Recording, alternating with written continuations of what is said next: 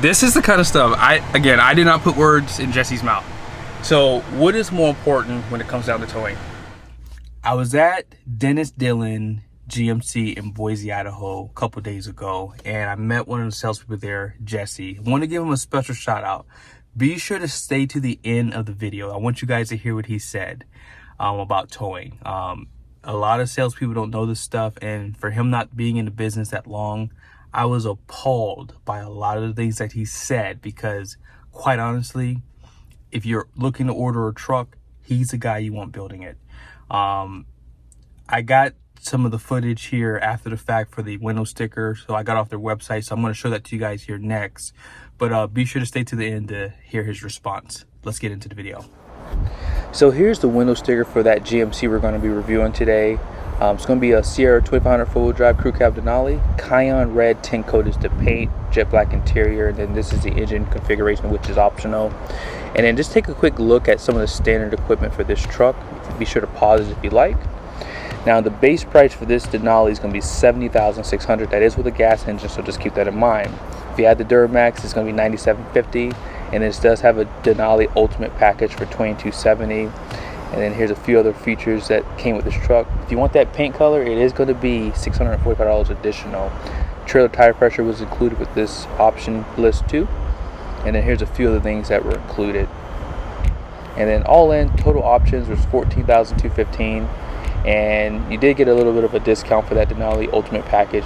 And total price for this is going to be $86,110.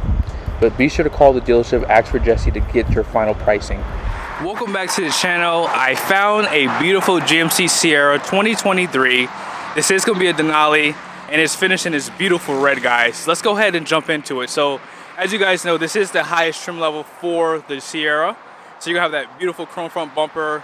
I do like that they finished this trim piece down here in chrome with the chrome tow hooks. And look at the surrounds around the fog lights and around the headlights too. These are going to be full LED turn signals, high beam, low beam, everything's LED, including the fog lights. Parking sensors on the front. There aren't any on the side here, however, but that's not a big deal. Now this is going to be a Duramax, so you are going to have a hood scoop for that to get more air to the engine. And this one does have a 360 camera, so you will have one on the front and back and on the mirrors too. Sorry about the road noise here too, guys. Now off to the side, you do have a 20-inch wheel. It is wrapped in a Goodyear Wrangler tire. And here's this tire size here, LT 275/65/20.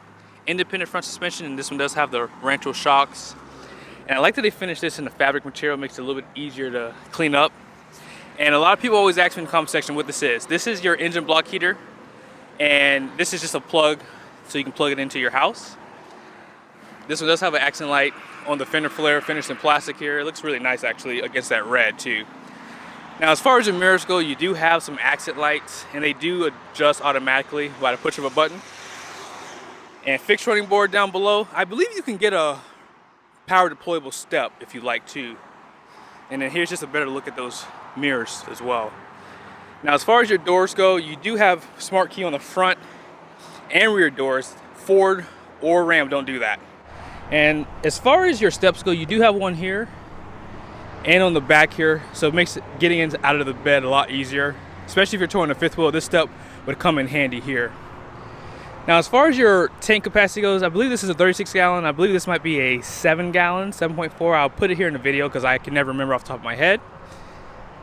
But yeah, check out this is the overall appearance of the truck. The truck's so big, you have to scoot all the way back. Really beautiful. Now because this is a 2500, it's not going to have any overload leaf springs, so you just have these 5 leaves in the main pack here. Rancho shocks again. And then this one does have the transformer bed. Oh, it didn't actually do it. There it is. And you have another button right here.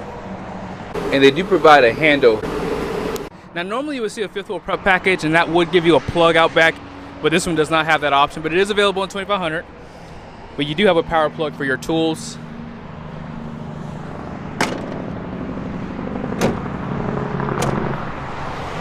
And then check out the overall appearance. Class 5 receiving hitch down below. And you do have some camera inputs there with a 7-pin. And this is gonna have a 342 rear axle, so just keep that in mind. And that's the only one available for the diesel.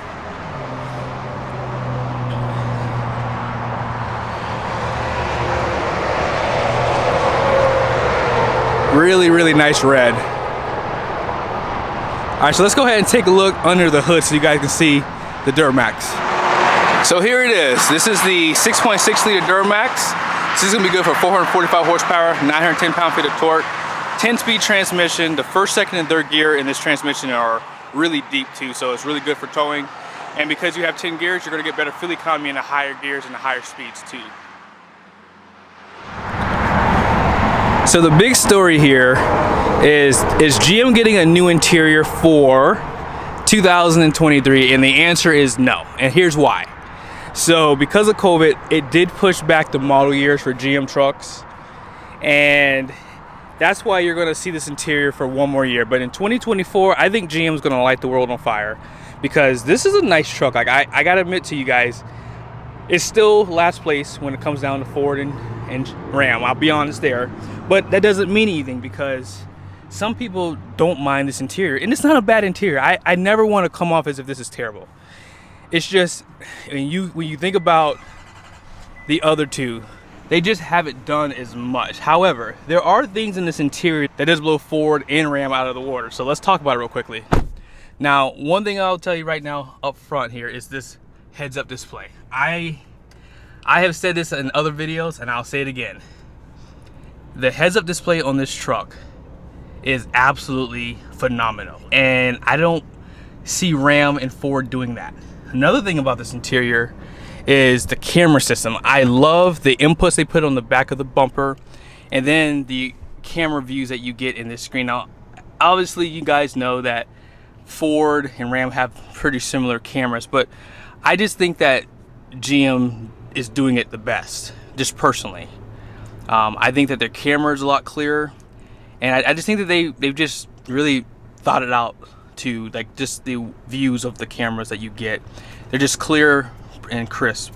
And for the most part, because this interior is lagging a little bit, I think the price does show that as well. I think that their price on these trucks are a little bit better in comparison than Ford and Ram. I mean, this truck, if I have a chance, I'll show you guys the window stickers for these trucks, but this is just a really good price truck. And the biggest crown jewel for the GM trucks, you know, apart from the interior, is the GVWR. I'll show that to you guys here in a little bit. That's probably the biggest sale for 3/4 ton trucks right now is GM trucks, because you get a higher GVWR, which gives you more payload with these diesel trucks. And honestly, if I was looking for a truck today, and I was looking at Ford, looking at Ram, if I needed payload, I would have to buy a GM truck in the 3/4 ton segment, because as you guys know, you need payload for the whole fifth wheel, and I do that full time. So I love the interior, love that you get heated and cooled seats, your USBs, you have two here, your normal power plug, and then you have an actual plug for like a outlet that you see at your house, more USBs inside of here, and charging station for your phone. And for the most part, I mean, everything's really easy to use. Like, you have cooled seats. They do work pretty well too. GM was first to do this. I think Ram might have copied this probably a little bit later on the 2021 or 2020 models. But yeah, I just love the way this truck feels. It feels simple. Sorry about that, guys. It's like 110 degrees here in Boise, Idaho. So my camera keeps like cooling down. So sorry about that. But yeah, like I was saying, you know, this is just a truck you would have to buy if you are in the market to tow a fifth wheel for a 3/4 ton segment, or getting a gas truck, because that'll pick up more payload. But this truck does have the power sunroof, so you'll have those controls up there. And you don't normally see a lot of sunroofs in GM trucks. I don't recall seeing a lot of this, but like I said, this cab is huge, by the way, too. This is bigger than Ram's crew cab, and it's probably on par with Ford's cab setup too. Let's check out this back seat. So all in all, like I mentioned, this cab is pretty much on par with Ford's crew cab, and you do have a flat floor surface. And one thing I like about this truck is the floor is lower than what you would get inside of a Ford. So your feet do, or your legs I should say, do sit a little bit lower, and you get a little bit more comfort. And this does have that 60/40 bench. You do have heated seats, USBs, you have Type A, Type C, air vents, and then this one does have that storage in that seat back too.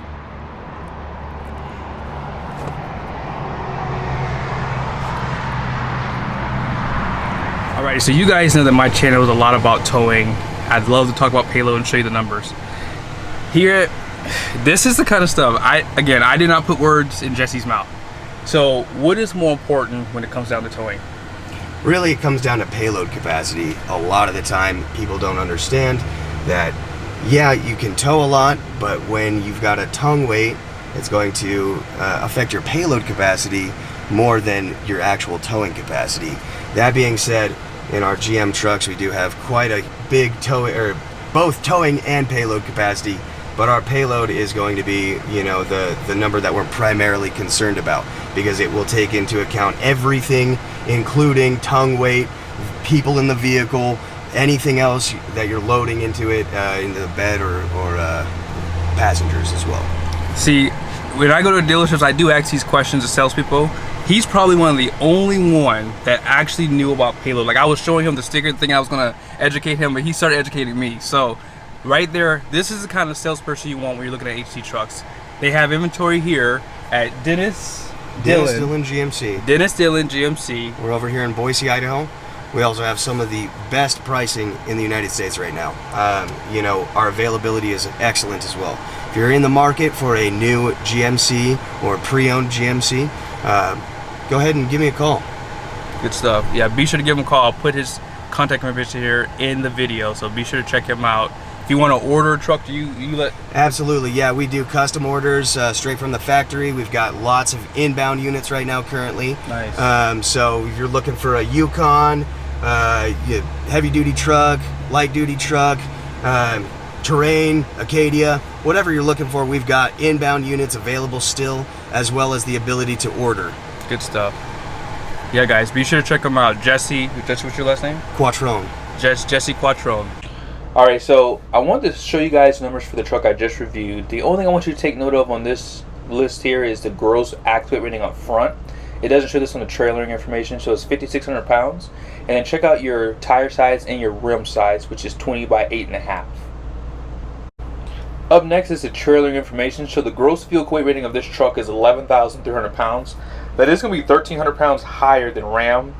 And as far as the gross combined weight rating, this is truck and trailer. It's going to be 27,500 pounds. The rear gross axle weight rating is going to be 6,600 pounds. Curb weight is 8,172 pounds. So this is a heavy truck. And then max payload is 3,128 pounds. Now just take note of the towing capacity. So your conventional trailer, you can tow up to 18,500 pounds with a 1,850 pound tongue weight, like Jesse mentioned. And as far as the gooseneck goes, 17,860 pounds, and then max tongue weight is 2,679 pounds. Just take note that your wheels can affect it. So if you get an 18-inch wheel, that may affect your towing capacity. And if you'd like to still see the yellow sticker, here it is for you. But on that note, thank you so much for watching this video. I hope it was helpful. Be sure to subscribe to my channel, and I will see you guys soon.